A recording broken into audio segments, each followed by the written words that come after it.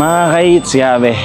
Pabalik na kami ng hotel kasi nag-message na yung front desk ng Disney's Hollywood Hotel na ready na yung room namin. Yung room dito para mga at least mga 4 o'clock ata siya nagiging ready. So, just so you know, no, in case magsistay kayo dito. So, pwede yan.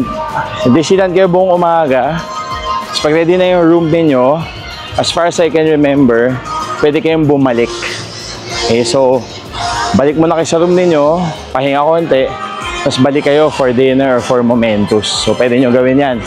Tapos, nakakatuwa kasi kakapanood lang namin yung show nila na bago di sa May Castle. And, sobra parang ginugoosebumps ako. And nagigets ko na yung mga nag-video habang naiiyak sila. Kasi parang mafe-feel mo talaga yung emotion minsan. Pero hindi naman nakita kanina sa video. Baka masuka kayo pagka naiyak-iyak ako eh. Pero yung goosebumps talaga na feel ko. Na-feel namin ni Bianca. Nakakatuwa. Tapos, eto, pabalik na kami. So, bukas gagawin na lang namin is explore the hotel, activities for the kids. Sa mga hapon, balik kami ulit dito sa Disneyland. Yung papakita lang namin siguro sa inyo na hiwalay kapag kami ay nag-dinner buffet at kapag kami ay nag-breakfast buffet para makita niyo yung difference at syempre marami-rami rin yun para makita ninyo. Mga ka-eats, ready na yung room namin. So mga 4 plus siya, nakatanggap kami ng email from the front desk ng Disney's Hollywood Hotel dito sa Hong Kong Disneyland Resort at tara mag-room tour na tayo. Pagpasok ninyo, makikita niyo ang open storage na ito. Tapos syempre yung Disney theme talaga nandyan na.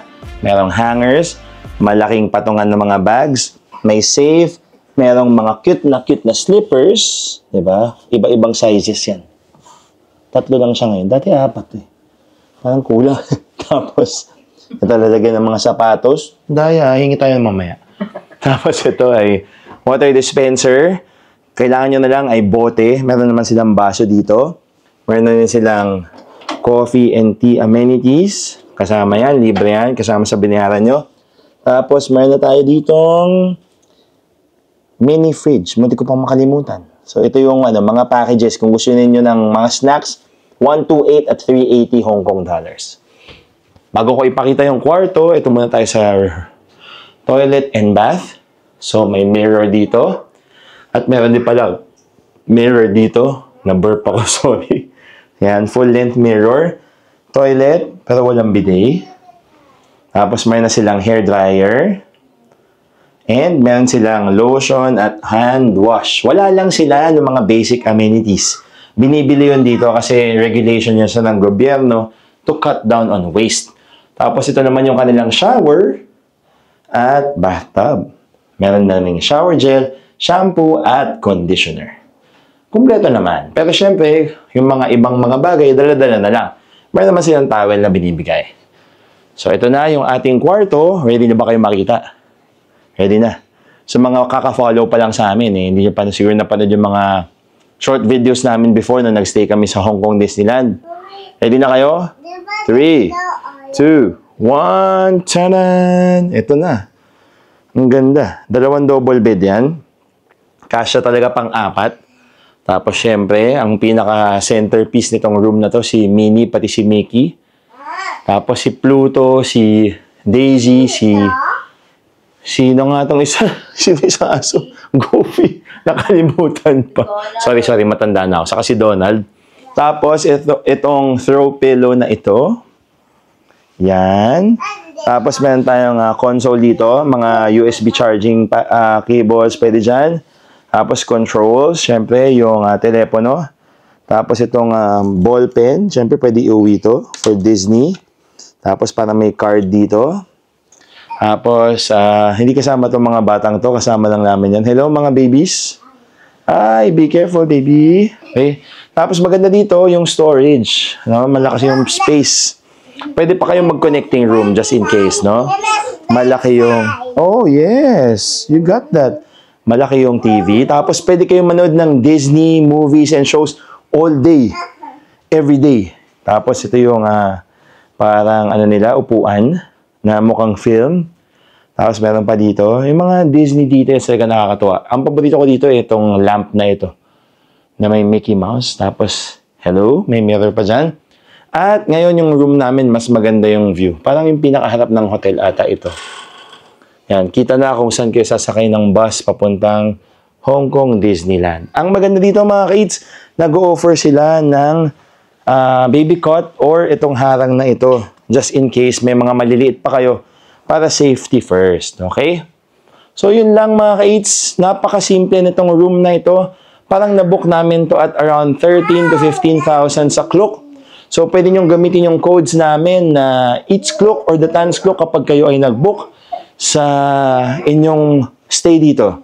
At ang maganda dito pala, kapag nag-stay kayo, nagbibigay sila ng vouchers.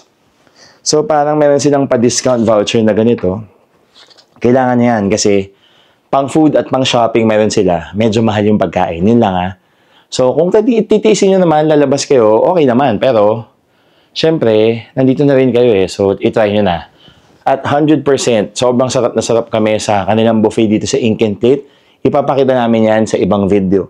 So, abangan niyo yung iba pa namin gagawin dito sa Hong Kong Disneyland, Disney's Hollywood Hotel Resort. Okay? Tapos, kita-kits tayo mamaya. See ya! Bye-bye! See ya! Bye!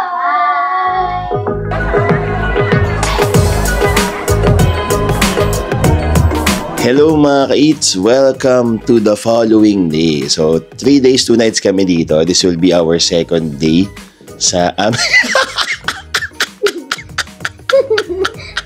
sa Disney's Hollywood Hotel. Hindi ka mo narinig niyo yun, pero yun.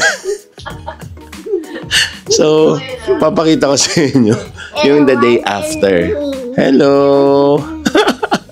So, the day after, so hindi namin pinapakita ito usually, pero ito yung setup namin kapag kinabukasan after namin matulog. Siyempre, overnight sa staycation. So, ito. So, umami naman pala siya. Ito yung twins, tulog pa. So, dito sila ni Bianca. Merong harang. So, pinapahiram ito ng Disney's Hollywood Hotel or baby cot. Tapos dito naman kami ni Beanie. Okay? So, nakasetup na dyan yung mga damit. Tapos dito, nakalimutan ko pala sabihin, meron silang cords dito. Lightning, mini, saka yung pinaka USB-C. Pwedeng pang charge. Kailangan nyo magdala ng converter na ganito, just in case kasi hindi universal yung plug nila. Kaya nagdadala din kami ng aming sariling extension. Tapos, pwede kayong manood ng Disney films. So, nakatangle ngayon. Tangled ngayon si Beanie. Meron din mga Pixar at meron din Marvel. Tapos, nandito yung mga iba pa. Makeup kit. Tapos, ito yung discount vouchers na dinuwingan na ng mga kids. Yung kambal. Tapos, ito yung upuan dito. Ito yung gusto kong detail ng kanilang lamp. Tapos, ito yung mirror. At ito yung very spacious nilang room. Okay? Tapos nandito naman yung mga gamit namin. So nakita nyo yung mga kalat na nagsistay kami. Tapos ito yung ating the water dispenser. Tapos ito na yung ating lalagyan ng bag. At ito yung ating restroom. Nagdala nga pala si Bianca ng magic tabo. Alam nyo na kung para saan yan. Ang plano lang talaga namin today is magbe-breakfast, tapos mag-swimming kasi bukas yung swimming pool kasi summer. Nung next day kami dito, February, sarado siya kasi malamig. As after noon, activities na siguro or magla-lunch.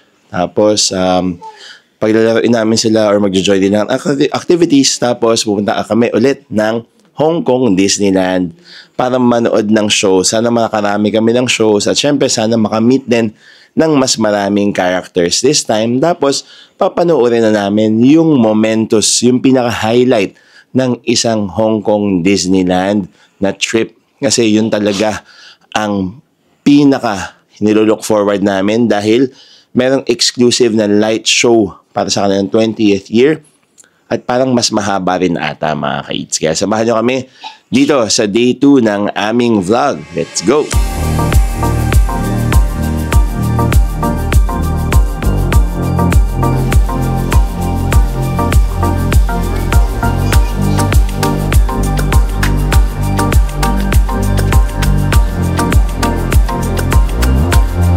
Hello mga ka-eats, nandito na kami sa piano pool ng Disney's Hollywood Hotel.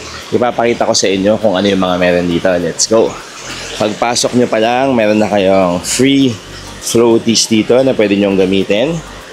Tapos meron silang as usual na mga insect repellent.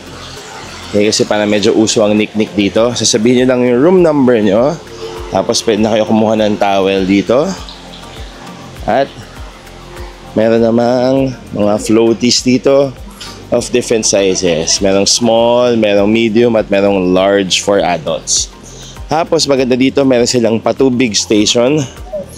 So, habang nagpo-pool kayo at naiinitan, pwede kayong uminom ng free water. Tapos yung mga day bed sila. Hello, hello! At ito, meron silang slide dito mga ka-eats. Tapos ito, yung pinaka-piano pool nila. Ang ganda ng piano pool. Tapos ito yung slide na meron sila dito.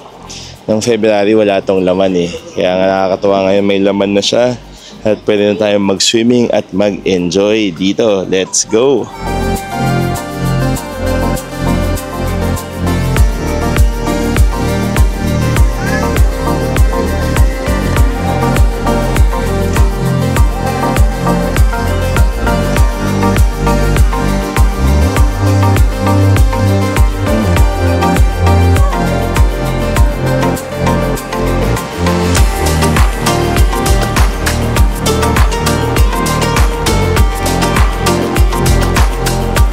Matapos namin mag-breakfast sa Ink and Plate, nag-enjoy muna ang kids sa isa sa mga activities ng Disney's Hollywood Hotel.